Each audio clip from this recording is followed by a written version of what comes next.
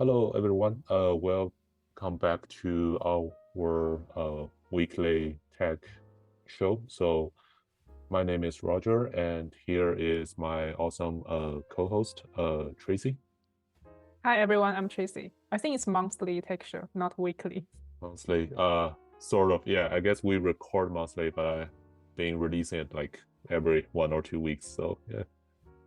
Well, so now I guess everyone knows how the sausage is made here. So we'll do the formal recording here. So, as usual, we've accumulated a list of important tech news, or at least tech news that we thought are interesting to talk about. And I've done a little bit of prepping. I had just tried to group them by similar topics so we can kind of talk in like sections. So yeah, let's start with probably like one of the most like trending topic on the internet, or at least on the Chinese internet, the release of the Xiaomi electric vehicles.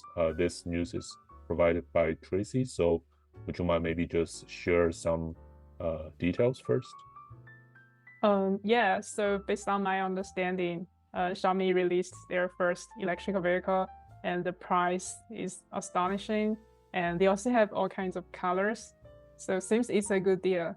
I really like those colors. And especially they look like luxury cars. So I imagine if I'm in China and I have a Xiaomi phone, perhaps I will consider buying a Xiaomi EV. So it's fully connected now. Perhaps I also have Xiaomi smart home. So what do you think? Have you seen what their cars look like?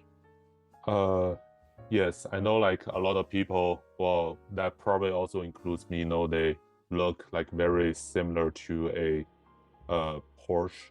I'm actually going through my photo album now. I took a picture of a Porsche EV advertisement in Washington, D.C. Yeah, I think Porsche is probably one of the few like active players in EV right now, like outside the whole like China market. So I know this is a pretty big deal for Xiaomi and also most of the major tech companies because Tracy, you probably also heard about this that Apple, as once the largest company in the world, still now one of the largest, just gave up on their EV project very recently. I think it cost them like billions of dollars and probably thousands of employees just to get their so-called like Project Titan started. Um, yeah, just to share some of my thoughts on the Apple like stopping their EV project. I think they're probably being like too ambitious on building their EV product. I think their ideal product would be like a car without steering wheel, probably even without any like gas or brake pedals. So the whole thing would be, I don't know what the exact like user experience will be. Probably either through like the similar like voice and eye contact, like the Vision Pro. It's Oh, already that's hard, crazy. yeah, hard Yeah, enough for the Vision Pro. It took like them years. Probably even hard for a EV because that also need to consider driver and passenger and also pedestrian safeties into consideration. So yeah, so Xiaomi like actually shipping a real EV is pretty impressive. Uh, I don't know what your thoughts on Xiaomi, Apple, or other like EV players.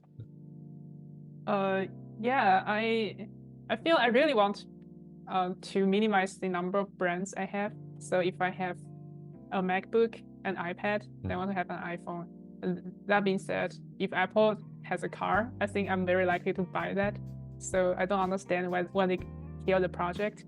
And I remember like 2 years ago when I was in Cupertino, I had lunch with an Apple employee and I asked him about what do you think about an Apple car? And he said, I'm worried that perhaps we will not be able to finish the project because the car is too complex and Apple's standards are too high. So although he does not work on the car project, but I think he has legitimate concerns. and after 2 years, the project is canceled. I feel pretty sad because in the future, if I stay in the US, perhaps I'm going to buy a Tesla, but Tesla does not connect to any of my other devices. So I feel, it's not fully connected. Yeah, I know it's kind of weird. I know like most people buying Tesla, they are getting like a smartphone holder immediately for the Tesla, so they can put their iPhone or Android like right next to the screen.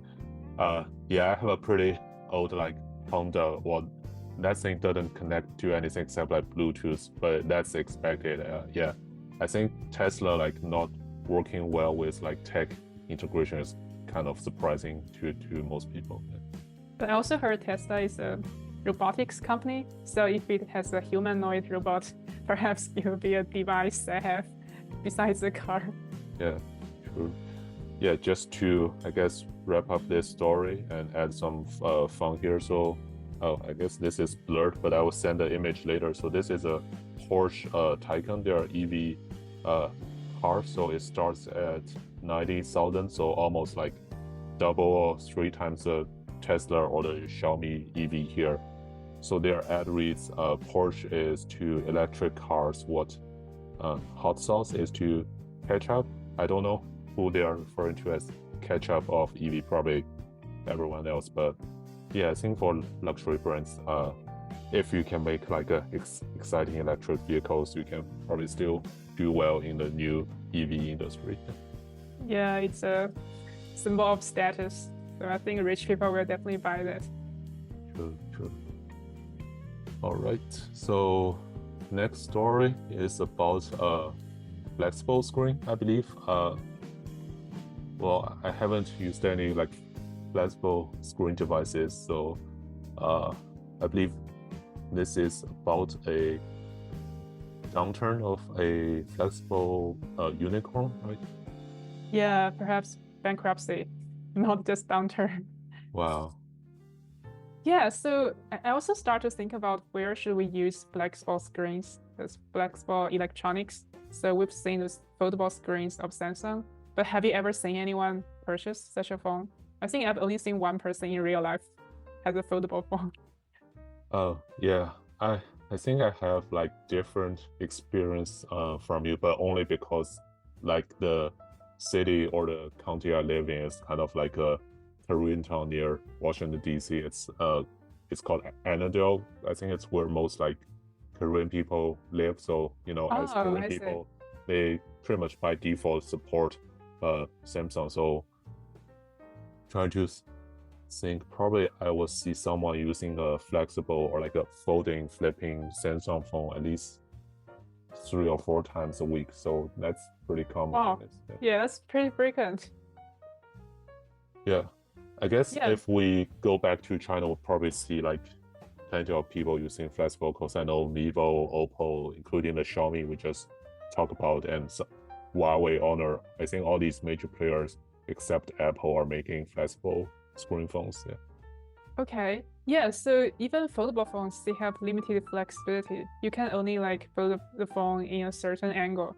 So I wonder like, are there any other usage scenarios in real life that we want to fold a screen?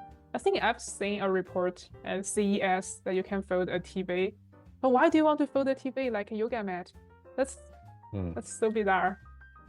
Yeah, I think I recall what you mentioned is probably by all the major TV players. I think Lenovo is also the one of the big PC manufacturers that's pretty big on pushing flexible screens. Yeah, to be honest with you, I think I agree with you. Like once you have a larger enough screen, that means like you probably already had enough space to host that thing. So I think simply folding or rolling it, you can probably reduce the volume by a little bit or much, but it's still like a big thing. It just doesn't make much sense. Like one reason I could think of is maybe being more flexible means the screen is also more like resistant to like scratch or shock. I'm not a material scientist, so I'm just making that guess. I don't know what you think about it. Okay, I see. So you mean like instead of having screen protections, if we can make the screen more robust, it will also be a nice feature that consumers will pay for. Yeah, it's probably the case. Hopefully. Yeah, I've seen a GIF or the meme. I don't know. You probably also seen like a person like punching through like a computer display screen. Yeah, imagine like we have more flexible screens. That probably wouldn't happen anymore. Yeah. Okay. All right. So that brings us to the last story of the Chinese tech section here. So this story is collected by me. So yeah, I've been recently discovering some amazing new podcasts. One of them is hosted by the CEO of the Norwegian Sovereign Wealth Fund. I believe they are the largest wealth fund. I think probably even bigger than all the like Middle Eastern ones. So Wow. yeah. Okay. Yeah, the numbers I got here is they manage about 1.6 trillion US dollars, and the 2023 profit is about 200 billion dollars. So divided by the Norwegian population of a little bit over 5 million people. Because this is basically their pension fund, so it is shared by every Norwegian. So each person gets about like 300,000 US dollars. Wow, that's crazy. Wow. Yeah. I've also done some simple maths. Like it's pretty much impossible for any like country with a population of over 100 million to do similar things, because right now I think this wealth fund, they own about over 1% of every listed public company in the world. Wow. So yeah, if you scale that by the population, like if you have a country of over 100 million population, you would have to own like over 10% of every company. That's just impossible to do, I guess, in the public world. Yeah. And wow. I guess if you're China or India, you have to like buy the same company like 400%, so like 4 times back and forth. So that's like, I guess, physically impossible. So. Do you know what do they invest in? Just technology companies or all kinds of companies? Pretty much like every single company listed. So for example, this podcast, the latest episode, they interviewed Alibaba. They own like close to 2%. They also own like probably 2% of Tencent, 1 or 2% of Microsoft, pretty much all the technology companies. But they're not early investors, right? They only invest after it becomes public. I believe, yeah, their major investments are all in like secondary markets, so they buy like public shares, but they probably did a little bit of like early stage as well. But yeah, mostly are in like public shares. Yeah. Well, in that case, perhaps they even lost money in Alibaba. That's true. Yeah, I can definitely like agree with you on that, because in the latest episode of podcast, the CEO seems like he asked a few harsh questions on the new Alibaba president.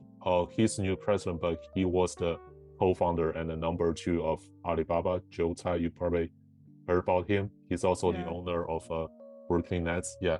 Oh yeah.